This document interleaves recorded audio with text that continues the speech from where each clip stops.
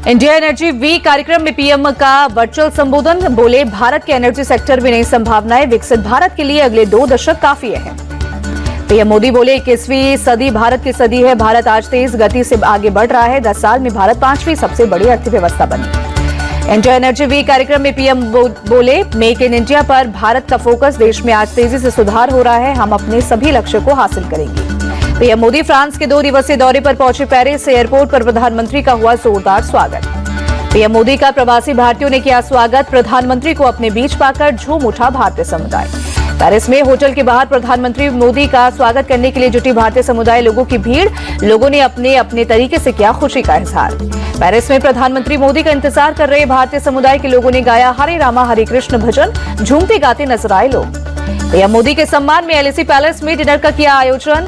राष्ट्रपति मैक्रोन ने गर्मजोशी के साथ गले लगाकर किया स्वागत। पीएम मोदी ने राष्ट्रपति मैक्रोन के साथ मुलाकात की तस्वीर शेयर की। लिखा, पेरिस में अपने मित्र राष्ट्रपति मैक्रोन के साथ मिलकर खुशी हुई। केंद्रीय वित्त मंत्री निर्मला सीतारमण आज शाम 5 बजे लोकसभा में बजट पर देंगे जवाब। मौजूदा बजट में मध्यम वर्ग को आयकर में मिली है बड़ी राहत।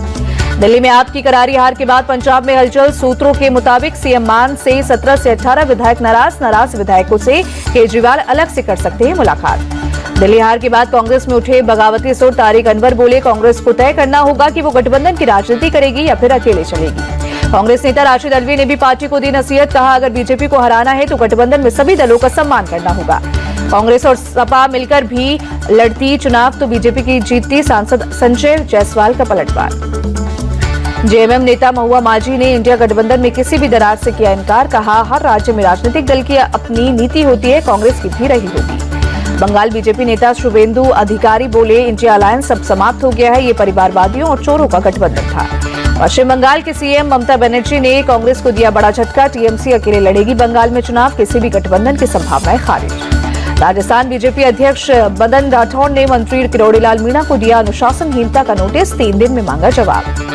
किरोड़ीलाल मीणा ने नोटिस मिलने से किया इनकार। खुद को बताया पार्टी का अनुशासित सिपाही। कहा, नोटिस मिलते ही तय समय में जवाब दिया जाएगा। छत्तीसगढ़ नगरीय निकाय चुनाव के लिए मतदान जारी। 10 नगर निगम और 49 नगर पालिका के डाले जा रहे हैं वोट। रायपुर से बीजेपी के मेयर प्रत्याशी मीनल चौबे ने भी अपना वोट डाला। लोगों से भी मतदान में बढ़ चढ़कर हिस्सा लेने की अपील की। पंडित दीनदयाल उपाध्याय की आज पुण्यतिथि। दिल्ली बीजेपी मुख्यालय में सांसद बांसुरी स्वराज ने श्रद्धांजलि अर्पित की। लखनऊ में सीएम योगी ने पंडित दीनदयाल उपाध्याय को उनकी पुण्यतिथि पर श्रद्धांजलि अर्पित की। डिप्टी सीएम ब्रजेश पाठक ने भी किया नमन। भगवान राम को लेकर कर्नाटक के समाज कल्याण मंत्री एच.सी. महादेवप्पा का विवादित बयान। प्रभु राम को वाल्मीकि की उपज बताया। एच.सी. महादेवप्पा बोले, राम से वाल्मीकि हैं या वाल्मीकि से राम, राम वाल्मीकि की उपज हैं। महादेवप्पा बोले, वाल्मीकि ने जिस राम राज्य की कल्पना की वो अलग हैं और अयोध्या में जिस राम की पूजा की जाती है वो अलग है। मैसूर के उदयगिरी इलाके में भारी तनाव। आपत्तिजनक पोस्ट को लेकर मुस्लिम समुदाय ने प्रदर्शन किया। अमानतुल्ला खान के खिलाफ एफआईआर दर्ज। विधायक के समर्थकों पर पुलिस कस्टडी से आरोपी को छुड़ाने का आरोप। शाहबाज खान को पकड़ने गई थी क्राइम ब्रांच की टीम। पुलिस से भिड़े विधायक अमानतुल्ला खान इसी दौरान फरार हो गया था आरोपी। प्रयागराज में ट्रैफिक जाम खत्म। पुलिस ने वीडियो जारी कर शहर से जाम खत्म होने का दावा किया। प्रयाग पुलिस ने कलश चौराहे और सौराव चौक का वीडियो जारी किया। फिलहाल आज सुबह से घाटों पर श्रद्धालुओं की भीड़ है। महाकुंभ को लेकर प्रशासन ने नई ट्रैफिक एडवाइजरी जारी की। मेला क्षेत्र को नो व्हीकल जोन घोषित किया।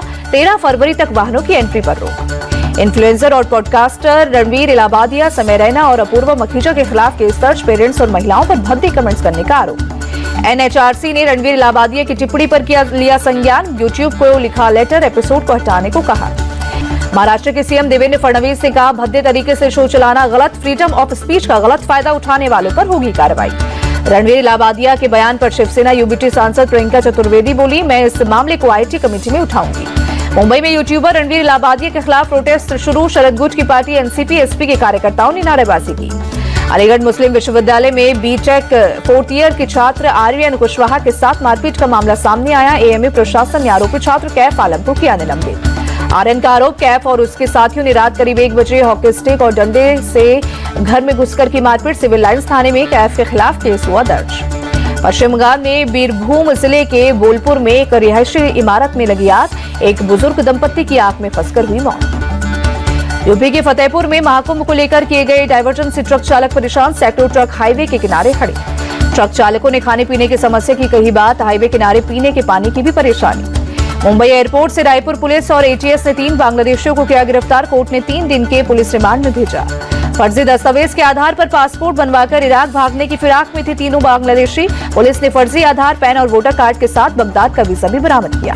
पटना के गौरीचक में एक पेट्रोल पंप पर बाइक सवार बदमाशों ने कर्मचारियों के साथ की मारपीट। पंप पर खड़ी कार के शीशे और हेलमेट और ईंट से तोड़े। बदमाशों ने 9 फरवरी की रात को किया हमला। सीसीटीवी में कैद हुई पूरी वारदात। पुलिस फुटेज के आधार पर बदमाशों की पहचान में जुटी। महाराष्ट्र के नांदेड़ में 10 फरवरी की सुबह हुई फायरिंग, एक शख्स की मौत जबकि गुरमीत सिंह सेवादार नाम का एक शख्स हुआ घायल। फायरिंग में खालिस्तानी आतंकी रिंदा का कनेक्शन आया सामने। गुरमीत सिंह सेवादार पर आतंकी रिंदा के भाई का हत्या का आरोप, परोल पर आया था जेल से बाहर। हैदराबाद के 86 साल के उद्योगपति वेलमती चंद्रशेखर जनार्दन राव की हत्या पर बड़ा खुलासा। संपत्ति विवाद में 29 साल के नाती कीर्ति तेजा पर चाकू से हत्या करने का लगा आरोप। पुलिस के मुताबिक कीर्ति तेजा को पैतृक संपत्ति में मिले थे 4 करोड़ रुपए। तेजा ने ज्यादा पैसों की मांग की। विवाद बढ़ने पर नाना पर 70 बार चाकू से किया हमला। उद्योगपति जनार्दन राव की बेटी सरोजनी देवी बीच बचाव में हुई घायल, अस्पताल में चल रहा है इलाज। जम्मू कश्मीर के गुलमर्ग में हुई ताजा बर्फबारी, कैमरे में कैद हुआ बर्फबारी का खूबसूरत नजारा। बर्फ की सफेद चादर में लिपटा नजर आया पूरा इलाका, पेड़ों और घरों पर जमी बर्फ की परत। जम्मू कश्मीर के श्रीनगर में शीतलहर जारी, शहर के कई हिस्सों में धुंध की हल्की परत छाई। टेस्ला के मालिक एलन मस्क ने artificial intelligence company open AI को खरीदने का ऑफर दिया। $97 बिलियन की पेशकश की। मस्क के ऑफर पर ओपन एआई के सीईओ सैम ऑल्टमैन बोले, नो थैंक्स, आप चाहे तो हम ट्विटर जरूर खरीद लेंगे। आयशर मोटर्स ने अपने बोर्ड में कई बड़े बदलाव की घोषणा की। कंपनी ने सिद्धार्थ लाल को नया एग्जीक्यूटिव चेयरमैन बनाया। विनोद अग्रवाल होंगे आयशर मोटर्स के नए वाइस चेयरमैन। बी गोविंदराजन को एमडी नियुक्त किया गया।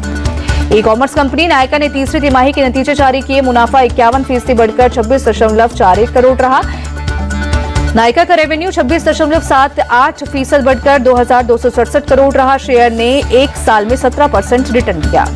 सोने की कीमतों में लगातार तेजी, अपने ऑल टाइम हाई पर पहुंचा। पहली बार 85,500 के पार हुआ सोना।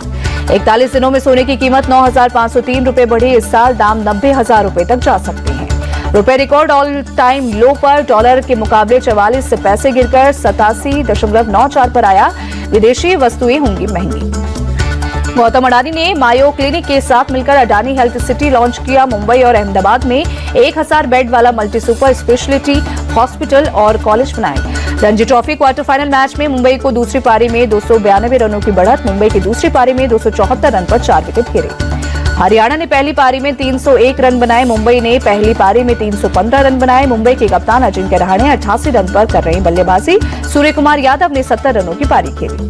जम्मू कश्मीर ने क्वार्टर फाइनल में केरल के खिलाफ दूसरी पारी में 179 रन आगे। जम्मू कश्मीर की दूसरी पारी में 180 रन पर 3 विकेट गिरे। केरल ने पहली पारी में 281 रन बनाए। जम्मू कश्मीर की पहली पारी में 280 रन बनाए। दूसरी पारी में पारस डोगरा 73 और कन्हैया वाधवा 42 रनों पर कर रहे हैं बल्लेबाजी।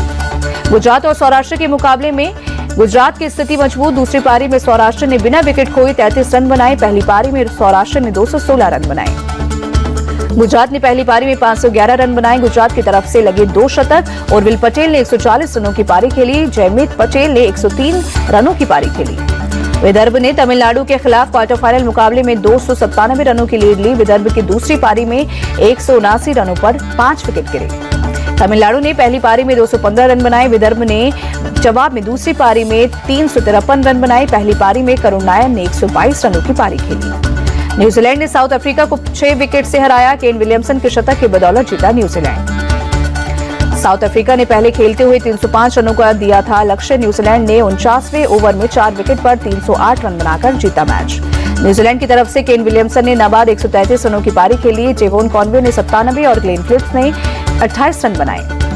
केन विलियमसन ने 2059 दिन बाद वनडे में लगाया शतक। विलियमसन इस दौरान 7000 पूरे किए और वनडे में सबसे तेज 7000 रन बनाने के मामले में दूसरे नंबर पर पहुंचे विलियमसन। विराट कोहली को पीछे छोड़ा। साउथ अफ्रीका की तरफ से मुथुसामी को 2 विकेट मिले। वहीं जूनियर डाला को 1-1 विकेट मिला।